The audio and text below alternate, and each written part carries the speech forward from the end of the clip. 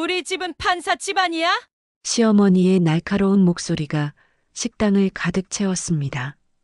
영희는 젓가락을 놓고 얼어붙었어요. 근데 사부인은 어느 대학 나왔나? 딸 민지가 급히 끼어들었습니다. 어머니는 학벌 자랑할 건 없으세요. 공기가 차갑게 식어갔어요. 그런데 이때 충격적인 진실이 드러나는데 이때 아무도 몰랐습니다. 이 판사 집안에 감춰진 어둠이 얼마나 깊은지를. 인생을 살다 보면 겉으로는 번듯해 보이지만 속은 다른 사람들을 만나게 됩니다. 오늘은 대구 수성구 범어동 김영희 씨와 딸 민지의 이야기입니다. 안녕하세요. 여러분의 사연으로 만들어가는 사연의 시작은입니다. 구독 버튼 꾹 눌러주시고 좋아요도 한 번씩 눌러주세요. 여러분의 작은 관심 하나가 더 많은 분들께 이런 따뜻한 이야기를 전하는 힘이 됩니다. 그리고 댓글로 여러분의 생각이나 경험도 나눠주시면 정말 감사하겠어요. 알림 설정까지 해주시면 내일 또 좋은 이야기로 찾아뵐게요. 오늘의 사연의 시작은 대구광역시 수성구 범어동에 사는 60세 김영희 씨의 사연입니다. 사연의 시작은 이렇습니다. 엄마, 이번엔 정말 괜찮은 사람 같아요. 딸 민지의 목소리에 설렘이 가득했습니다. 김영희는 설거지하던 손을 멈추고 딸을 바라봤어요. 29살이 된 딸의 얼굴에 오랜만에 환한 미소가 피어났습니다. 지난 몇 년간 연애 때문에 상처받은 모습만 봐왔던 터라 영희의 마음도 덩달아 따뜻해졌어요. 그래. 어떤 분이신데? 영희가 물으니 민지가 눈을 반짝이며 대답했습니다. 공무원이에요. 안정적이고 착하고 엄마가 좋아하실 스타일이에요. 영희는 속으로 안도의 한숨을 쉬었습니다. 딸이 대학 졸업하고 나서부터 줄곧 걱정이었거든요. 지방대 출신의 특별한 스펙도 없는 딸이 좋은 사람 만나기가 쉽지 않다는 걸 누구보다 잘 알고 있었으니까요. 하지만 영희에게는 딸의 학벌이나 스펙보다 더 소중한 게 있었어요. 바로 딸의 행복이었습니다. 그럼 언제 한번 집에 모셔와 아빠도 만나보시게. 영희가 말하자 민지가 고개를 끄덕였어요. 네, 다음 주에 데려올게요. 근데 엄마, 너무 긴장하지 마세요. 평소처럼만 하시면 돼요. 영희는 웃으면서 대답했지만 마음 한편으로는 벌써 걱정이 시작됐습니다. 우리 같은 평범한 집안이 사위감에게 어떻게 보일까, 너무 소박해 보이지는 않을까 하는 생각들이 머릿속을 스쳐 지나갔어요.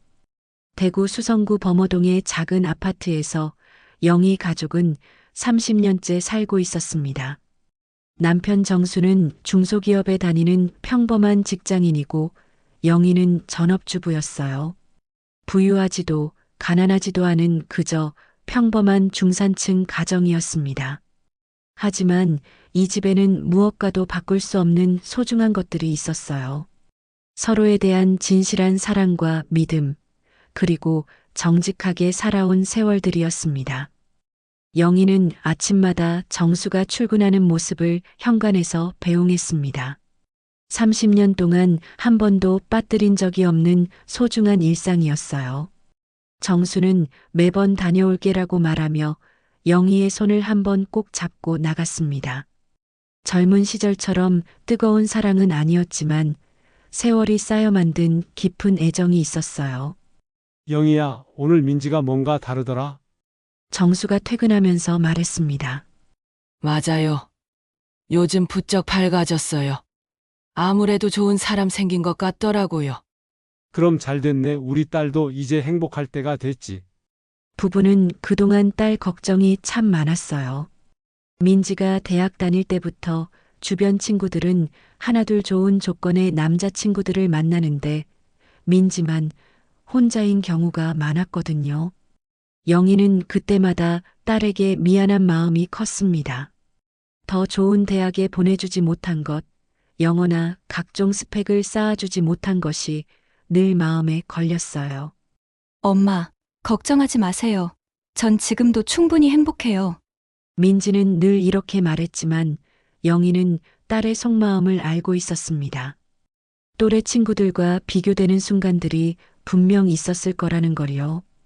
영희는 딸이 방으로 들어간 후에도 한참을 생각에 잠겼습니다. 민지가 태어났을 때부터 지금까지 영희의 유일한 소망은 딸이 행복하게 사는 것이었거든요. 좋은 대학에 보내지도 못하고 해외 연수나 특별한 교육도 시켜주지 못했지만 그 대신 따뜻한 사랑만큼은 아낌없이 주려고 노력했어요. 영희는 냉장고 앞에 붙어 있는 민지의 어릴 적 사진을 바라봤습니다. 초등학교 입학식 날 촬영한 사진이었어요. 새하얀 셔츠에 검정 치마를 입고 환하게 웃고 있는 민지의 모습이 어제 일처럼 생생했습니다. 그때도 영희는 딸에게 다짐했었어요. 비록 부족한 엄마지만 사랑만큼은 누구보다 많이 주겠다고요. 여보, 민지가 남자친구 있대요. 퇴근한 남편에게 영희가 말했습니다. 그래? 어떤 사람인데? 정수가 신문을 내려놓고 관심을 보였어요. 공무원이래요. 다음 주에 집에 데려온다고 하네요. 그럼 잘 됐네. 우리 딸도 이제 좋은 사람 만났구나. 정수의 목소리에도 기쁨이 묻어났습니다. 부부는 그날 밤 늦게까지 딸의 미래에 대해 이야기를 나누었어요. 비록 많은 것을 해줄 수는 없지만 진심만큼은 누구에게도 지지 않는다는 자부심이 있었거든요. 영희는 잠자리에 들면서도 계속 생각했습니다. 민지가 어릴 때부터 꿈꿔왔던 것들이 무엇인지, 앞으로 어떤 삶을 살고 싶어 하는지 말이에요. 딸이 결혼해서도 지금처럼 밝게 웃을 수 있다면 그것만으로도 영희는 충분히 행복할 것 같았습니다. 일주일이 지나고 드디어 민지가 남자친구를 데려오는 날이 왔습니다. 영희는 아침부터 분주하게 움직였어요. 집안 구석구석 청소하고 정성스럽게 음식을 준비했습니다. 화려하지는 않지만 정성만큼은 가득 담긴 한식 상차림이었어요. 엄마 너무 신경 쓰지 마세요. 편하게 하시면 돼요. 민지가 말했지만 영희는 멈출 수 없었습니다. 딸의 첫 번째 남자친구를 맞이하는 자리인데 어떻게 대충 할 수 있겠어요. 드디어 초인종이 울렸습니다. 영희의 심장이 두근거리기 시작했어요. 우리 집은 판사 집안이야. 우리 남편은 현직 판사고 인맥도 탄탄하지. 근데 사부인은 어느 대학 나왔나?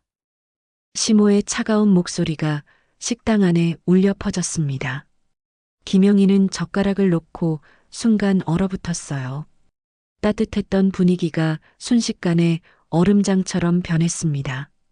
불과 1시간 전까지만 해도 모든 게 완벽했었거든요. 대구 시내 유명한 한정식 집에서 양가 상견례가 시작됐을 때 영희는 마음이 떨렸지만 한편으로는 기대감도 컸어요. 드디어 딸 민지가 좋은 집안과 인연을 맺게 되는구나 싶었거든요.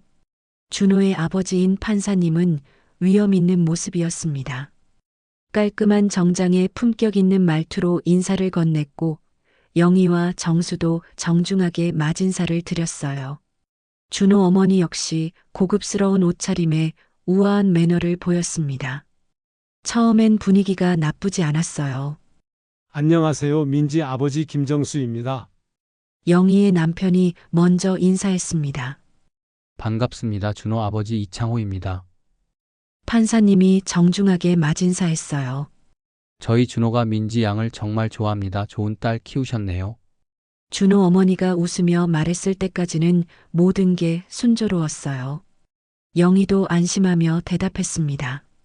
저희 민지도 준호 씨를 정말 좋아해요.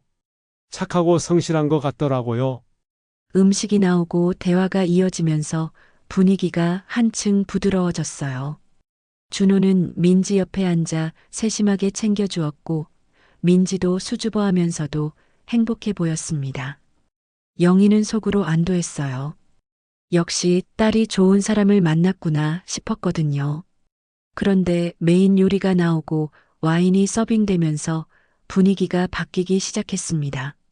준호 어머니가 와인을 한 모금 마시더니 갑자기 표정이 달라졌어요. 처음에 온화한 미소가 사라지고 날카로운 시선으로 영희를 바라보기 시작했습니다. 사부인께서는 평소에 뭘 하시나요? 준호 어머니가 물었어요. 저는 전업주부예요. 민지 키우면서 집안일만 했습니다. 영희가 솔직하게 대답했어요. 아, 그러시군요. 요즘 시대의 전업주부라니. 준호 어머니의 말투에 미묘한 냉기가 느껴졌습니다. 영희는 뭔가 이상하다는 걸 직감했어요. 하지만 아직까지는 그냥 성격 차이려니 하고 넘어갔습니다. 그런데 다음 질문이 날아왔을 때 영희는 정말 당황했어요. 우리 집은 판사 집안이야. 우리 남편은 현직 판사고 인맥도 탄탄하지. 근데 사부인은 어느 대학 나왔나? 순간 식당 안이 조용해졌습니다. 영희는 숨이 막히는 것 같았어요. 준호 어머니의 시선이 마치 영희를 평가하고 있는 것 같았거든요. 영희는 고작 고등학교 졸업이 전부였습니다. 대학 진학은 집안 형편상 꿈도 꿀 수 없었어요. 저는 영희가 입을 열려던 순간 민지가 급히 끼어들었습니다. 어머니는 학벌 자랑할 건 없으세요. 대신 늘 정직하게 사셨어요. 저는 지방대지만 열심히 공부했습니다. 민지의 목소리가 떨리고 있었어요. 딸이 자신을 보호하려고 나서는 모습에 영희의 가슴이 아팠습니다. 동시에 민지도 위축되어 있다는 게 느껴졌어요. 지방대라는 말을 할 때 민지의 어깨가 움츠러든 것을 영희는 놓치지 않았거든요. 준호 어머니의 입꼬리가 비웃듯 올라갔습니다. 그래도 우리 집 체면은 맞춰야지. 그 한마디에 모든 게 무너져 내렸어요. 영희는 자신이 얼마나 초라한 존재인지 깨달았습니다. 고등학교 졸업에 전업주부, 특별할 것 하나 없는 평범한 아줌마. 준호 어머니 눈에는 그렇게 보였을 거예요. 정수가 아내를 걱정스럽게 바라봤지만 뭐라고 말해야 할지 모르는 표정이었어요. 준호는 어머니를 말리려고 했지만 이미 상황은 돌이킬 수 없는 지경이었습니다. 어머니, 그런 말씀은 준호가 조심스럽게 끼어들었어요. 아니야, 준호야. 결혼은 개인끼리 하는 게 아니야. 가문과 가문이 만나는 거라고. 준호 어머니가 단호하게 말했습니다. 영희는 더 이상 참을 수 없었어요. 딸을 위해서라도 당당해야 한다고 생각했습니다. 천천히 고개를 들어 준호 어머니를 바라봤어요. 죄송하지만 저희 딸이 부족하다면 이 자리 정리하겠습니다. 영희의 목소리가 떨렸지만 단호했어요. 준호 어머니가 놀란 표정을 지었습니다. 아마 영희가 이렇게 나올 줄은 몰랐을 거예요. 분위기는 더욱 차갑게 변했고 민지의 눈에는 눈물이 고이기 시작했습니다. 엄마 민지가 작은 목소리로 불렀어요. 영희는 딸의 행복을 위해 참으려고 했지만 동시에 자존심도 무시할 수 없었습니다.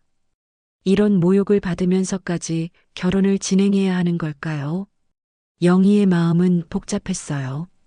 상견례가 끝난 지 사흘이 지났지만 김영희의 마음은 여전히 무겁기만 했습니다. 준호 어머니의 차가운 시선과 모욕적인 말들이 계속 머릿속을 맴돌았어요.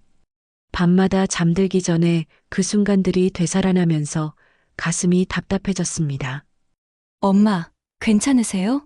민지가 걱정스럽게 물었어요. 괜찮다. 괜찮아. 영희는 애써 웃으며 대답했지만 사실 마음은 전혀 괜찮지 않았습니다. 딸의 행복을 위해서라면 모든 걸 참을 수 있다고 생각했는데 막상 그런 상황에 닥치니 자존심이 상하더라고요. 그런데 그날 오후 준호가 전화를 걸어왔습니다. 어머니, 저희 아버지께서 따로 만나서 이야기하고 싶으시대요. 시간 되실 때 한번 뵐 수 있을까요? 영희는 잠시 망설였어요. 준호 어머니만으로도 충분히 상처받았는데 이제 아버지까지 만나야 한다니. 하지만 딸을 위해서는 어떤 일이든 해야겠다고 마음먹었습니다. 알았다. 언제 어디서 뵐까요? 내일 오후 3시에 범원의 거리 카페에서 뵙겠습니다. 카페 이름은 문자로 보내드릴게요. 다음 날 영희는 평소보다 더 신경 써서 옷을 차려입었어요. 검은색 정장에 작은 진주 귀걸이를 했습니다. 거울을 보니 나름 단정해 보였지만 준호 가족들 앞에서는 여전히 초라해 보일 것 같았어요. 범원의 거리는 대구에서 가장 번화한 곳 중 하나였습니다. 고급 브랜드 매장들과 세련된 카페들이 즐비한 거리를 걸으면서 영희는 괜히 위축되었어요. 이런 곳에서 만나자고 하는 것 자체가 뭔가 의도가 있는 것 같았거든요.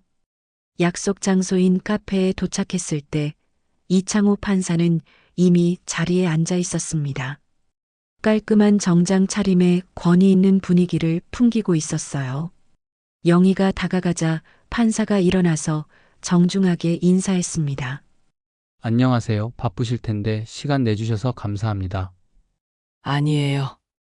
저야말로 불러주셔서 감사합니다. 영희가 대답했어요. 커피를 주문하고 자리에 앉았을 때 분위기는 상견례 때와는 달랐습니다. 판사는 온화한 미소를 지으며 영희를 대했어요. 처음에는 일상적인 이야기부터 시작했습니다. 민지 양 정말 착하더라고요. 저희 준호도 민지 양을 정말 좋아합니다. 감사합니다. 준호 씨도 좋은 청년인 것 같아요. 영희가 조심스럽게 대답했어요. 아이들이 서로 좋아하니까 저희도 기쁩니다. 그런데 사실 오늘 따로 만나자고 한 이유가 있어요. 판사의 표정이 조금 진지해졌습니다. 영희는 긴장하며 판사의 다음 말을 기다렸어요. 나는 법을 다루지만 세상은 법만으론 안 돼. 정치도 재계도 결국 손잡아야 할 때가 있지. 낮게 깔린 판사의 목소리에 영희는 차가운 기류를 느꼈습니다. 무슨 말을 하려는 건지 감이 오지 않았어요. 제가 판사라는 직업을 가지고 있다 보니까 주변에서 기대하는 것들이 많습니다. 특히 가족 관련해서는 더욱 그렇죠. 영희는 점점 불안해졌어요. 판사의 말투가 온화하긴 했지만 뭔가 경고하는 듯한 느낌이 들었거든요. 물론 민지 양이 훌륭한 아이라는 건 알고 있습니다. 하지만 저희 가문이 전통이라는 게 있어요. 대를 이어 내려온 것들이죠. 전통이요? 영희가 조심스럽게 물었어요. 네. 저희 집안은 3대째 법조계에서 일하고 있습니다. 할아버지도 판사셨고 저도 판사고요. 준호도 공무원이지만 나중에는 사법고시를 봐서 판사가 되길 바라고 있어요. 영희는 그제야 상황을 이해하기 시작했습니다. 준호 가족들이 추구하는 건 단순한 결혼이 아니라 가문의 연속성이었던 거예요. 그런 면에서 보면 결혼 상대방 가족의 배경도 중요합니다. 물론 사랑이 가장 중요하지만 현실적인 부분도 고려해야죠. 판사는 계속해서 돌려서 말했지만 영희는 그 속뜻을 알 수 있었어요. 민지와 영희 가족의 배경이 부족하다는 얘기였습니다. 사실 제 아내가 조금 직설적으로 말한 부분이 있어서 기분 상하셨을 것 같아요. 사과드립니다. 아니에요. 이해합니다. 영희가 작은 목소리로 대답했어요. 하지만 결혼을 진행한다면 저희 가문이 체면에 맞는 결혼식을 해야 할 것 같아요. 규모나 격식 면에서 말이죠. 영희의 가슴이 답답해졌습니다. 결국 돈 이야기였어요. 자신들 가족으로서는 감당하기 어려운 수준의 결혼식을 요구하는 것 같았거든요. 카페를 나와 집으로 돌아오는 길에 영희의 휴대폰이 울렸습니다. 준호 어머니의 전화였어요. 여보세요? 사부인 나예요. 오늘 우리 남편하고 만나서 이야기했죠. 네. 그렇습니다. 그럼 이제 결혼 준비 이야기를 해야겠네요. 예단은 억대로 준비해 주시고요. 영희는 깜짝 놀랐어요. 억대라니 자신들 가족으로서는 상상도 할 수 없는 금액이었습니다. 예단이 억대라고요? 당연하죠. 판사 집안인데 체면이 있어야지. 그리고 혼수는 외제로 준비해 주세요. 가전제품이며 가구며 모두 브랜드 제품으로요.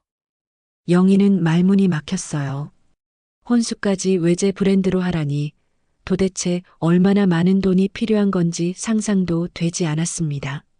그리고 청첩장 인사말은 우리가 정할 거니까 따르시오.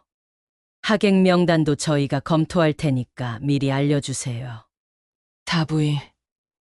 저희는 형편이 영희가 어렵게 말을 꺼냈어요. 판사 집안이야 체면을 생각해야지. 준호 어머니는 영희의 말을 끝까지 듣지도 않고 일방적으로 말했습니다. 마치 명령하는 것 같았어요. 전화가 끝난 후 영희는 길 한가운데서 멈춰 섰습니다. 장바구니 손잡이를 꼭 움켜쥐었어요. 마음이 너무 복잡했습니다. 우리 아이가 들어갈 집이 저런 곳이라니. 영희의 마음속에서 걱정과 두려움이 커져갔습니다. 딸의 행복을 바라는 마음과 현실적인 부담 사이에서 갈등하고 있었어요. 결혼식 날짜가 정해지고 본격적인 준비가 시작되면서 김영희는 매일이 전쟁 같았습니다. 준호 어머니의 요구사항들이 하나씩 현실이 되어갔거든요. 웨딩홀 예약부터 시작해서 드레스 선택, 사진 촬영, 혼수 준비까지 모든 과정에서 체면이라는 말이 끊임없이 따라다녔어요. 사부인 웨딩홀은 시내 특급 호텔로 정했어요. 하객이 300명 정도 될 것 같으니까 큰 홀로 잡았습니다. 준호 어머니가 전화로 통보했어요. 영희는 깜짝 놀랐습니다. 300명이라니 자신들이 초대할 사람은 기껏해야 50명 정도였는데 말이에요. 친척들과 직장 동료, 몇몇 이웃들이 전부였거든요. 나머지는 모두 준호 가족 쪽 하객들이었어요. 그렇게 많은 분들이 오시나요? 영희가 조심스럽게 물었어요. 당연하죠. 판사 집안 결혼식인데. 법조계 인사들, 정치인들, 그리고 각종 단체장들까지 다 와야 해요. 체면이 있으니까요. 또 체면이었습니다. 영희는 그 말이 이제 지겨워졌어요. 체면 때문에 이것저것 다 맞춰야 하고 체면 때문에 감당하기 어려운 비용까지 들여야 하는 상황이 답답했거든요. 며칠 후 웨딩드레스를 고르러 갔을 때 상황은 더욱 심각해졌습니다. 대구에서 가장 유명한 드레스샵이었는데 준호 어머니가 미리 와서 기다리고 있었어요. 민지와 영희가 도착하자 바로 드레스 구경을 시작했습니다. 이건 어때? 준호 어머니가 화려한 드레스를 가리키며 말했어요. 민지가 드레스를 입어보니 정말 예뻤습니다. 하지만 가격표를 보고 영희는 기절할 뻔했어요. 1,000만 원이 넘는 금액이었거든요. 사돈어른. 이건 너무 비싸지 않나요? 영희가 조심스럽게 말했어요. 비싸긴 뭐가 비싸요. 판사 아들 결혼식인데 이 정도는 해야죠.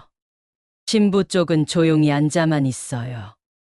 준호 어머니의 말에 영희는 말문이 막혔습니다. 딸의 결혼 준비인데 자신은 아무 의견도 낼 수 없다니 이게 무슨 상황인지 이해할 수 없었어요. 엄마, 괜찮아요. 제가 예쁘게 입을게요. 민지가 영희를 달래듯 말했지만 영희는 마음이 편하지 않았습니다. 드레스샵 직원이 다양한 옵션들을 설명했어요. 베일, 장갑, 신발, 액세서리까지 모든 게 추가 비용이었습니다. 준호 어머니는 가장 비싼 것들로만 골라달라고 했어요. 우리 며느리가 될 사람인데 초라하게 차려입힐 순 없잖아요. 준호 어머니가 영희를 보며 말했습니다. 영희는 복잡한 심정이었어요. 고마운 마음도 있었지만 동시에 자신이 초라한 존재로 취급받는 것 같아서 기분이 나빴거든요. 다음 주에는 웨딩 사진 촬영이 있었습니다. 유명한 스튜디오에서 촬영하기로 했는데 여기서도 준호 어머니의 지시사항이 이어졌어요. 가족 사진 촬영할 때 혼주석은 우리 집이 가운데 와야 해요. 그게 격식이거든요. 준호 어머니가 사진사에게 설명했습니다. 영희와 정수는 가장자리로 밀려났어요. 마치 보조 역할 같은 느낌이었습니다. 사진사도 준호 어머니의 지시에 따라 포즈를 잡아달라고 했어요. 신부 아버지, 어머니는 조금 뒤로 물러서 주세요. 신랑 부모님이 더 잘 보이게요. 민지가 촬영하는 동안 영희는 구석에서 지켜봤습니다. 딸이 예쁘게 나와서 다행이긴 했지만 마음 한편으로는 씁쓸했어요. 이게 정말 딸의 결혼식 준비인지 의문이 들었거든요. 촬영이 끝나고 집으로 돌아오는 길에 민지가 영희를 붙잡았습니다. 엄마, 그냥 맞춰드리면 안 될까요? 준호도 저 때문에 어머니랑 많이 싸우고 있어요. 민지의 말을 듣고 영희의 가슴이 아팠습니다. 딸이 힘들어하는 모습을 보니 차라리 모든 걸 포기하고 싶었어요. 민지야, 내가 행복하면 엄마는 괜찮아. 정말 괜찮으세요? 저는 엄마가 속상해 하시는 게 더 싫어요. 영희는 딸을 안아주며 말했어요. 걱정하지 마. 엄마가 다 알아서 할게. 하지만 정작 영희의 마음은 전혀 괜찮지 않았습니다. 그날 밤 영희는 혼자 수성못 둘레길을 걸었어요. 겨울바람이 차갑게 불어와 옷자락을 파고들었습니다. 수성못을 바라보며 영희는 깊은 생각에 잠겼어요. 물 위에 비친 가로등 불빛이 흔들리고 있었습니다. 마치 자신의 마음처럼 불안하게 요동치고 있었어요. 체면이 사람을 짓누를 수도 있구나. 영희는 처음으로 이런 생각을 했습니다. 지금까지는 체면이라는 게 그저 남들 앞에서 부끄럽지 않게 행동하는 정도로만 생각했었어요. 하지만 준호 가족들이 말하는 체면은 달랐습니다. 그것은 마치 다른 사람들을 짓밟으면서까지 지켜야 하는 무언가였어요. 영희는 자신의 삶을 돌아봤습니다. 30년 동안 정직하게 살아왔다고 자부했어요. 남편과 함께 어려운 시절도 이겨내고 딸을 정성껏 키우며 살아왔거든요. 비록 대학을 나오지 못했고 특별한 재산도 없었지만 그래도 떳떳하게 살아왔다고 생각했습니다. 하지만 준호 가족들 앞에서는 그 모든 게 아무것도 아닌 것처럼 여겨졌어요. 학벌도 없고 재산도 없고 인맥도 없는 그저 평범한 아줌마일 뿐이었습니다. 찬바람이 더 세게 불어왔어요. 영희는 코트깃을 세우며 집으로 향했습니다. 아직 결정해야 할 게 많았거든요. 혼수 준비도 해야 하고 예단도 마련해야 하고 결혼식 하객 명단도 정리해야 했어요. 집에 도착했을 때 정수가 거실에서 기다리고 있었습니다. 어디 갔다 와? 정수가 걱정스럽게 물었어요. 그냥 바람 좀 쐬러 나갔어요. 힘들지? 요즘 너무 스트레스 받는 것 같은데? 영희는 남편 앞에서 울음을 터뜨렸습니다. 그동안 참고 있던 모든 감정들이 한꺼번에 쏟아져 나왔어요. 여보, 우리가 뭘 잘못했을까요? 딸 하나 시집 보내는 게 이렇게 힘들어야 하나요? 정수는 아내를 꼭 안아주었습니다. 우리는 아무것도 잘못하지 않았어. 그 사람들이 너무 과한 거야. 그래도 민지 생각하면 참아야죠.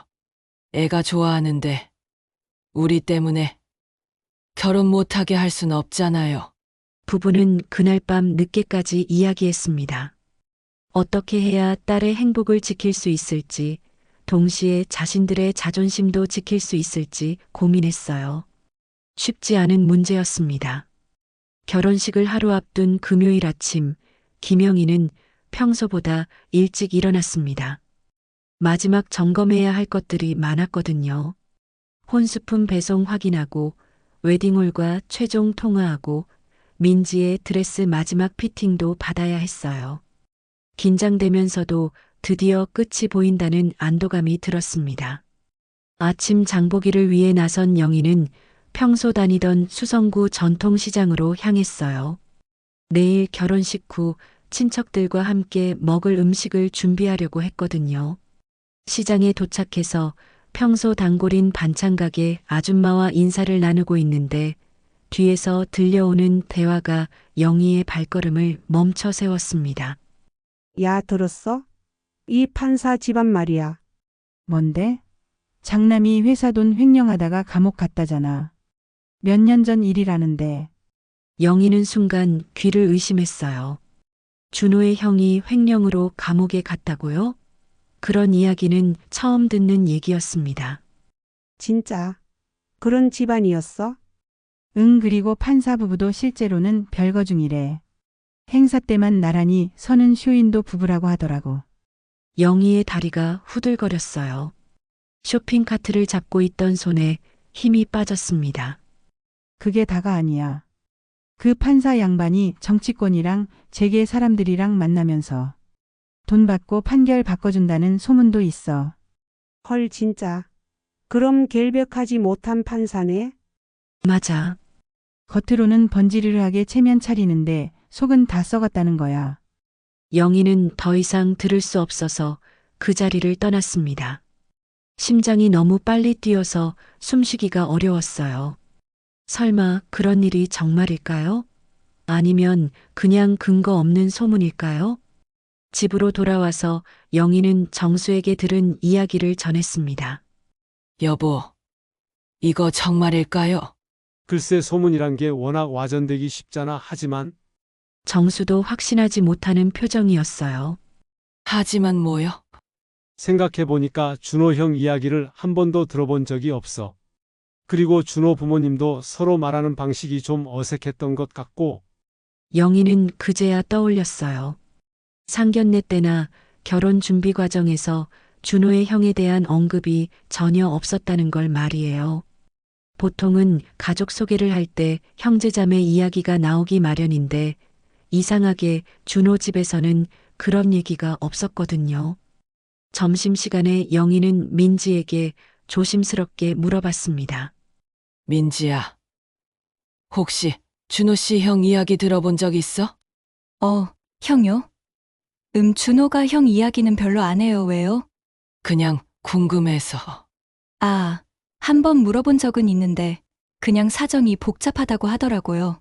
자세히는 안 말해줬어요. 민지의 대답을 듣고 영희는 더욱 의심스러워졌어요. 사정이 복잡하다는 게 무슨 의미일까요? 오후에 영희는 결심을 하고 준호에게 직접 전화를 걸었습니다. 준호 씨, 죄송한데 잠깐 통화할 수 있을까?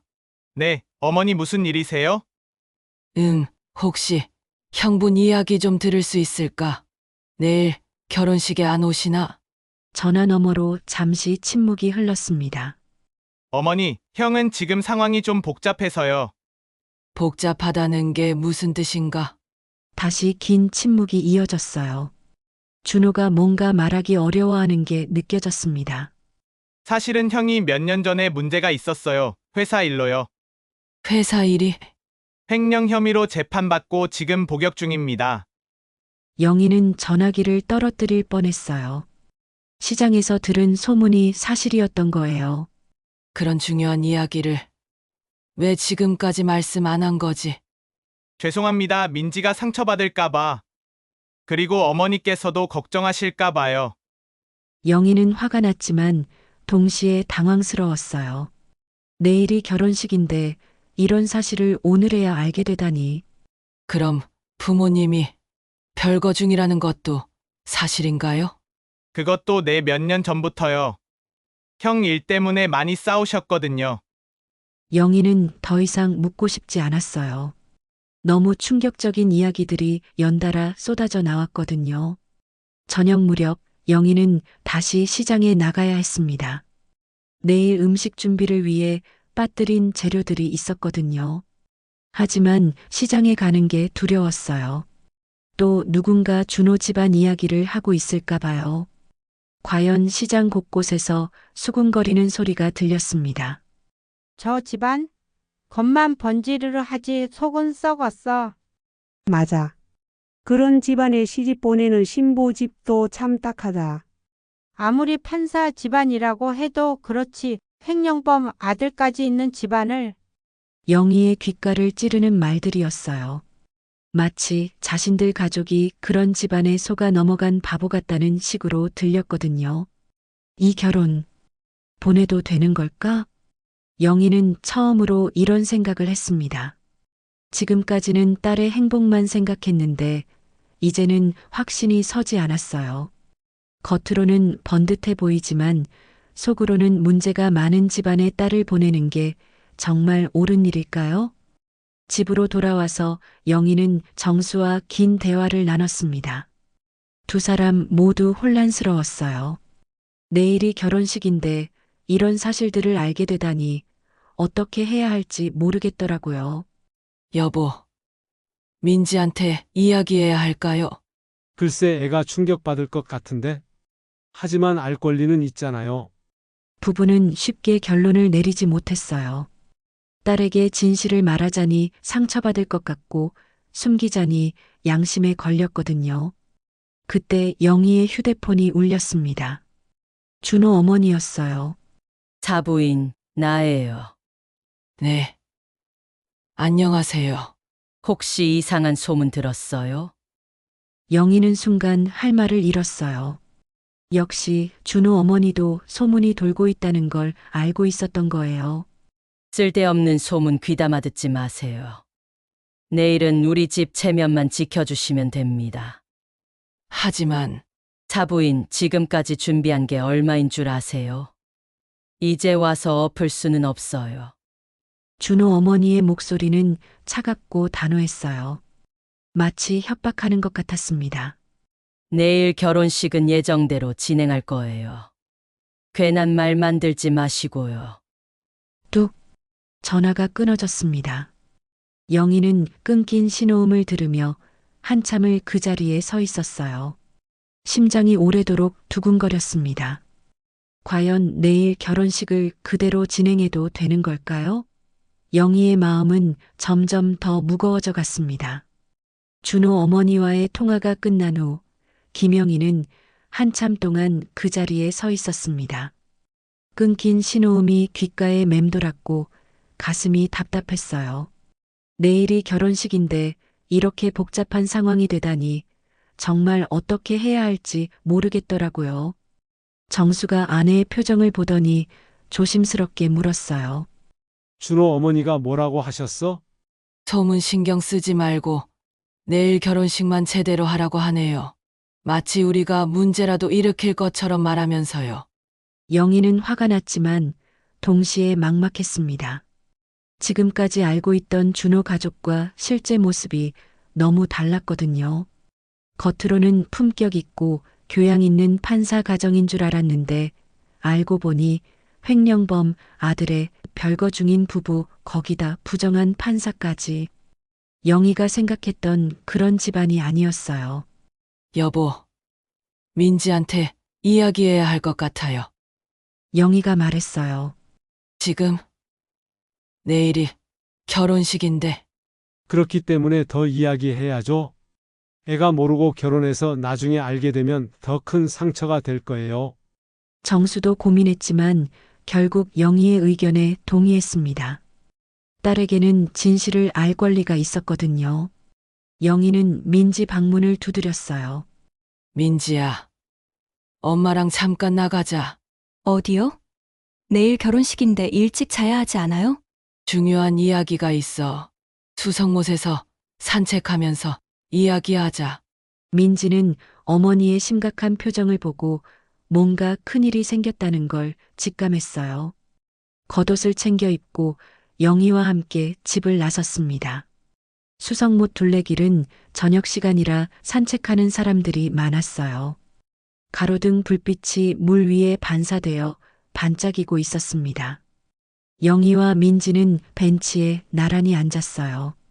민지야, 엄마가 오늘 충격적인 소문을 들었어. 무슨 소문이요? 영희는 오늘 시장에서 들은 이야기부터 준호와의 통화 내용까지 모든 걸 차근차근 설명했습니다. 민지의 얼굴이 점점 창백해졌어요. 준호 형이 횡령으로 감옥에 있다고요? 준호한테 직접 확인했어. 사실이래. 그리고 아버님 어머님이 별거 중이라고요? 그것도 맞다고 하더라. 몇 년 전부터래. 민지는 한참 동안 말이 없었어요.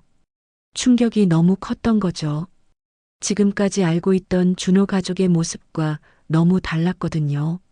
그럼 저쪽에서 우리한테 그렇게 학벌이나 체면 이야기한 건 뭐예요?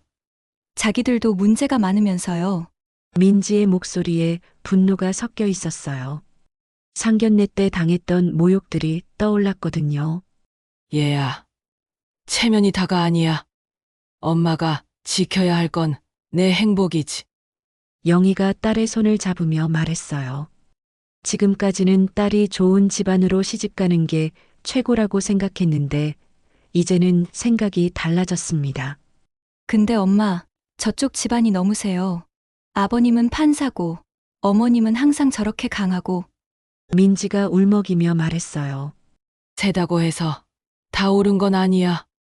힘이 있다고 해서 진실을 감출 수 있는 건 아니거든. 영희는 딸을 바라보며 진심을 담아 말했습니다. 지금까지 겪었던 모든 일들이 영희에게는 깨달음을 주었어요. 진정한 품격이 무엇인지, 진짜 체면이 무엇인지 알게 되었거든요. 세상이 거짓으로 포장될 때일수록 진실이 더 단단해야 해. 우린 가진 건 없어도 떳떳하게 살아왔잖니. 민지는 어머니의 말을 듣고 눈물을 흘렸어요. 그동안 자신도 모르게 준호 가족들의 권위에 눌려 살았다는 걸 깨달았거든요. 엄마, 저도 이상하다고 생각했어요. 준호는 좋은 사람인데, 가족들은 왜 그렇게 냉정하고 계산적인지 이해가 안 됐거든요. 준호는 어떤 사람 같아? 정말로 사랑하는 거야? 네, 준호는 달라요. 가족들하고는 완전히 다른 사람이에요. 진짜 착하고 따뜻해요. 저를 진심으로 사랑한다는 것도 느껴지고요. 영희는 딸의 말을 듣고 조금 안심했어요. 최소한 준호만큼은 진심인 것 같았거든요.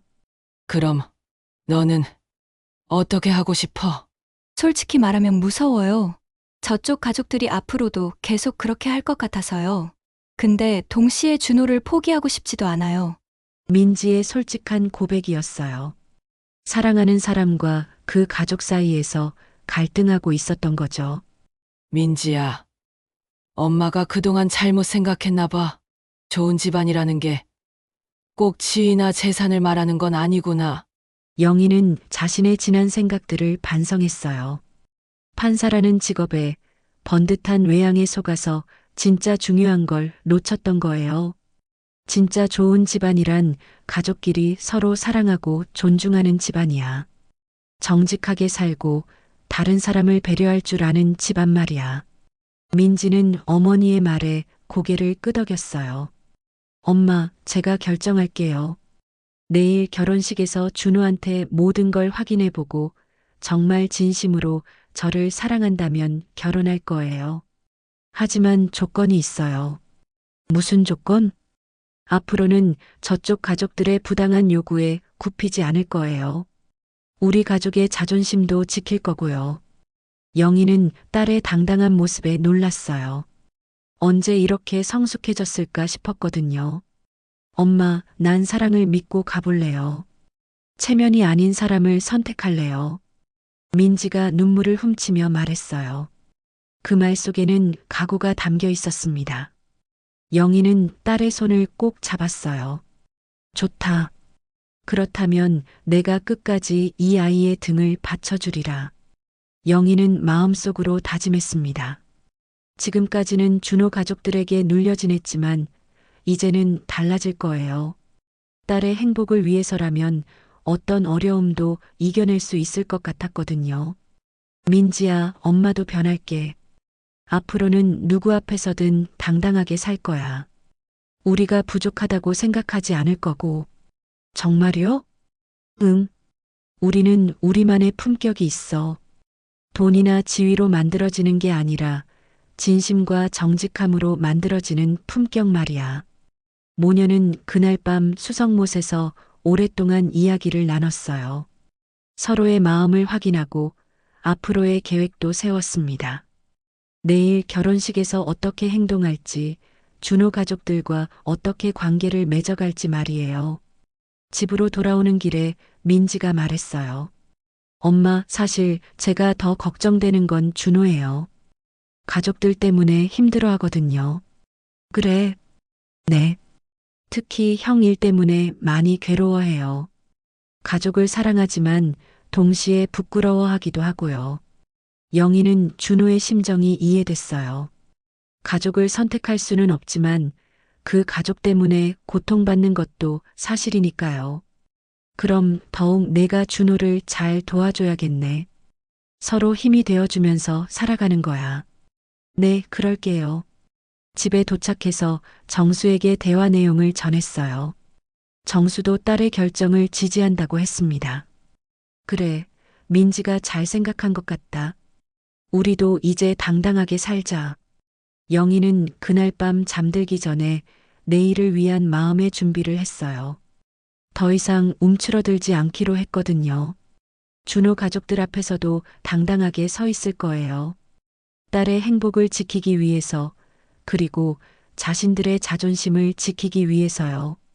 결혼식 당일 아침, 김영희는 평소보다 일찍 일어났습니다. 마음의 준비를 단단히 하고 온 터라 오히려 차분했어요. 어젯밤 민지와 나눈 대화가 영희에게 큰 힘이 되었거든요. 더 이상 주눅 들지 않기로 결심했으니까요. 여보, 오늘 정말 괜찮겠어? 정수가 걱정스럽게 물었어요. 네, 괜찮아요. 오히려 마음이 편해졌어요. 영희가 당당하게 대답했습니다. 호텔에 도착했을 때 이미 분주한 분위기였어요. 웨딩 플래너들이 마지막 점검을 하고 있었고 하객들도 하나둘 도착하기 시작했습니다. 영희는 신부 가족 대기실로 향했어요. 민지는 이미 드레스를 입고 메이크업을 마친 상태였습니다. 정말 아름다웠어요. 하지만 표정이 조금 긴장되어 있었거든요. 민지야, 괜찮아? 영희가 딸의 손을 잡았어요. 네, 엄마. 준호랑 이야기했어요. 모든 걸 다 털어놓고 얘기했거든요. 어떻게 나왔어? 준호도 가족들 때문에 많이 힘들어했어요. 특히 엄마 아빠가 저희를 이용해서 체면 세우려고 한다는 걸 알고 있었거든요. 영희는 준호가 상황을 제대로 파악하고 있다는 걸 알고 안심했어요. 그럼 준호는 뭐라고 하던? 앞으로는 자기가 저와 엄마를 지키겠다고 했어요. 가족들한테도 제대로 이야기하겠다고요. 그때 웨딩 플래너가 들어와서 혼주들이 대기실에서 만나자고 전했습니다. 영희는 심호흡을 하고 대기실로 향했어요. 혼주 대기실에는 이미 준호 부모님이 와 있었습니다. 이창호 판사는 정장을 단정하게 차려입고 있었고 준호 어머니는 화려한 한복을 입고 있었어요. 하지만 두 사람 사이의 분위기는 어색했습니다. 별거 중이라는 게 느껴졌거든요. 안녕하세요. 영희와 정수가 인사했어요. 네, 안녕하세요. 판사가 정중하게 대답했지만 준호 어머니는 차가운 표정이었습니다. 잠시 어색한 침묵이 흘렀어요. 그때 준호 어머니가 입을 열었습니다. 신부 쪽은 조용히 앉아만 있어요. 오늘 주인공은 우리 집이야. 또 시작됐습니다. 영희는 이제 더 이상 참을 수 없었어요. 어젯밤 다짐했던 대로 당당하게 맞서기로 했습니다. 영희가 천천히 일어섰어요. 사부인, 오늘 주인공은 아이들이에요. 체면이 아니라 사람이 먼저죠. 준호 어머니가 깜짝 놀란 표정을 지었어요. 영희가 이렇게 당당하게 나올 줄은 몰랐던 거죠. 감히 어디서? 준호 어머니가 치켜올랐어요. 바로 그때 이창호 판사가 대기실로 들어왔습니다. 분위기가 심상치 않다는 걸 직감한 것 같았어요. 그만들 하게. 오늘은 좋은 날이잖나. 판사가 말했지만 영희는 눈빛을 거두지 않았습니다. 어르신, 장남 수감은 소문이 아니라 사실이더군요. 영희의 말에 대기실 안이 순간 조용해졌어요. 판사의 표정이 굳어졌습니다. 그리고 어르신께 정치와 재계 얘기가 오간다는 말도 들었습니다. 이번에는 판사가 할 말을 잃었어요. 영희가 모든 걸 알고 있다는 게 느껴졌거든요. 저희는 체면보다 진심을 믿고 오늘 이 자리에 섰습니다. 앞으로 제 딸에게만큼은 거짓으로 덮는 평화를 요구하지 말아 주십시오. 영희의 목소리는 떨리지 않았어요. 오히려 더욱 단단했습니다. 딸을 지키겠다는 어머니의 의지가 담겨 있었거든요. 순간 대기실 안의 공기가 얼어붙었습니다.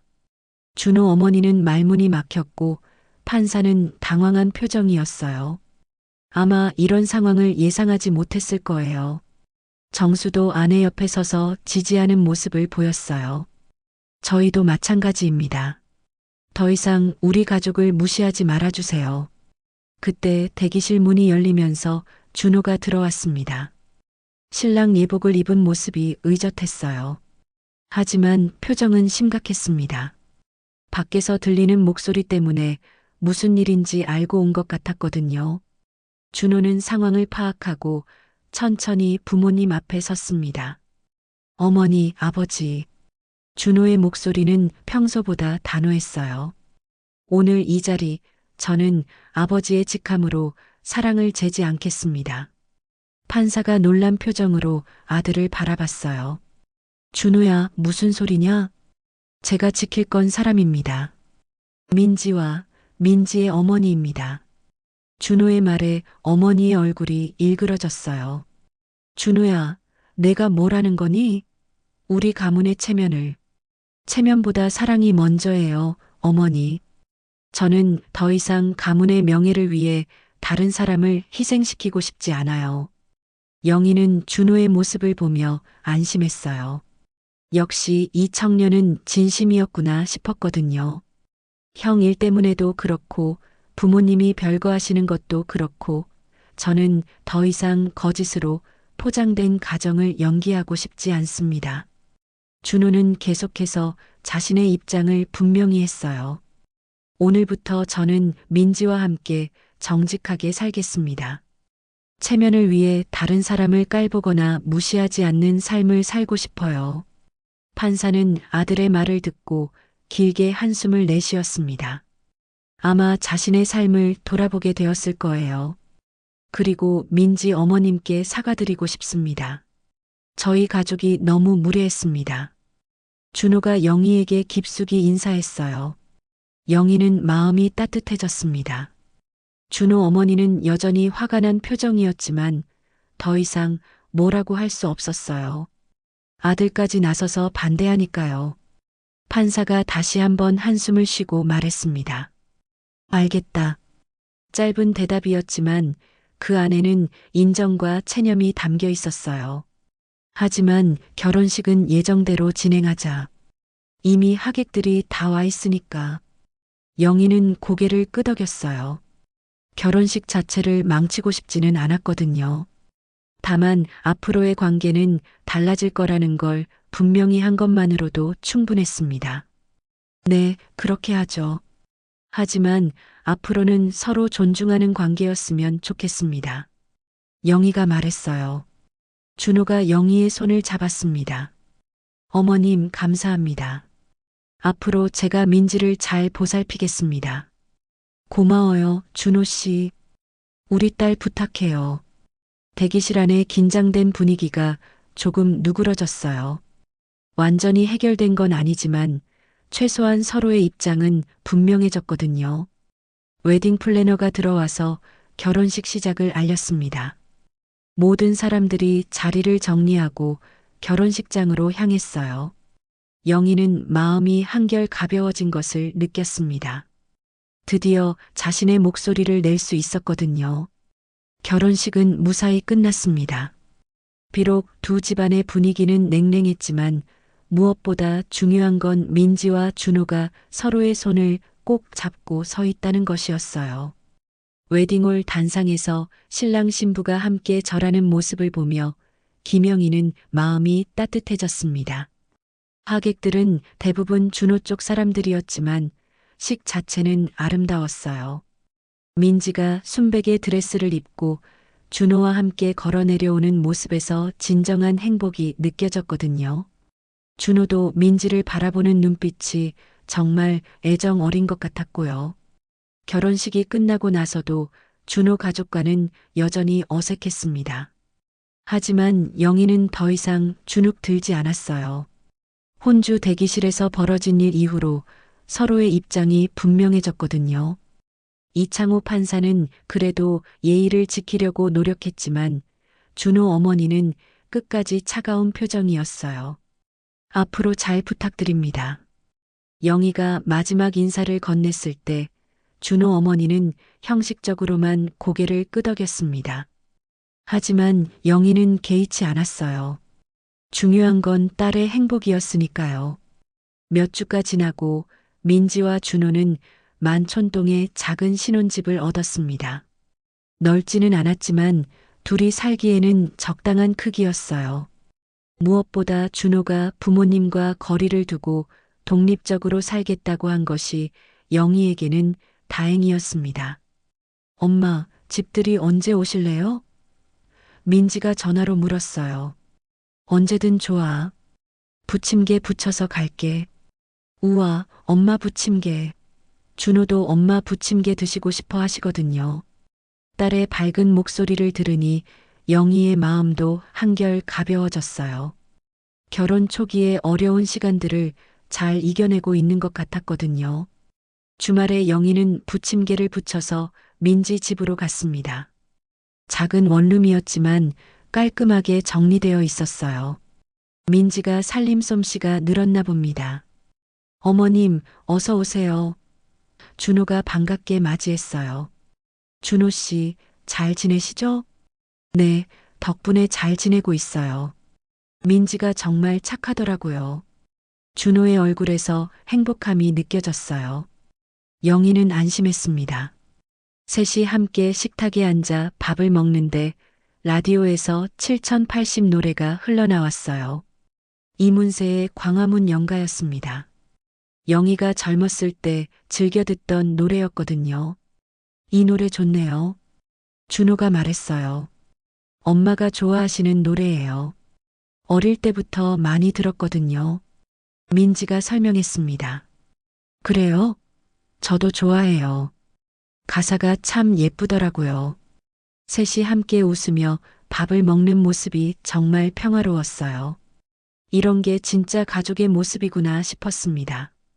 화려하지 않아도 번듯하지 않아도 서로를 진심으로 아끼고 사랑하는 마음이 있으면 그게 바로 행복한 가정이었어요. 어머님, 저희 집안일로 많이 힘드셨죠? 준호가 조심스럽게 말했어요. 이제 지난 일이야. 앞으로가 중요하지. 저도 부모님께 계속 이야기하고 있어요. 민지랑 어머님께 잘못했다고요. 고마워요. 하지만 너무 무리하지는 마세요. 가족이니까 시간이 해결해 줄 거예요. 영희는 준호의 마음을 이해했어요. 가족과의 갈등이 쉽지 않다는 걸 알고 있었거든요. 겨울이 왔고 수성못에 얼음이 잡히기 시작했습니다. 영희는 혼자 수성못 둘레길을 걸으며 지난 일들을 돌아봤어요. 몇 달 전만 해도 딸의 결혼 때문에 그렇게 힘들어했는데 이제는 모든 게 잘 해결된 것 같았거든요. 수성못 벤치에 앉아 있는데 민지가 웃으며 다가왔어요. 깜짝 놀랐죠. 민지야, 여기 어떻게 왔어? 엄마 여기 계실 것 같았어요. 준호랑 같이 왔는데 저기서 기다리고 있어요. 민지의 얼굴에는 환한 웃음이 피어 있었어요. 정말 행복해 보였습니다. 엄마 감사해요. 그때 용기 내주셔서. 무슨 소리야? 엄마가 당연히 해야 할 일이었어. 아니에요. 엄마가 그때 당당하게 말씀해 주시지 않았다면 저도 계속 눈치만 보며 살았을 거예요. 영희는 딸의 말을 들으며 뿌듯했어요. 그때의 용기가 헛되지 않았구나 싶었거든요. 그래, 체면이 아니라 사람이 남는 거야. 영희는 마음속으로 중얼거렸어요. 체면을 위해 다른 사람을 무시하고 깔보는 건 정말 의미 없는 일이었습니다. 진짜 중요한 건 사람과 사람 사이의 진심이었어요. 며칠 후 영희는 신문을 읽다가 작은 기사 하나를 발견했습니다. 지역 법조계 정치권 비공식 접촉 의혹 조사 착수. 이창호 판사와 관련된 기사였어요.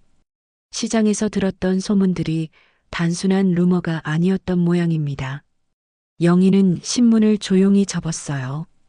더 이상 그런 일들에 관심을 쏟고 싶지 않았거든요.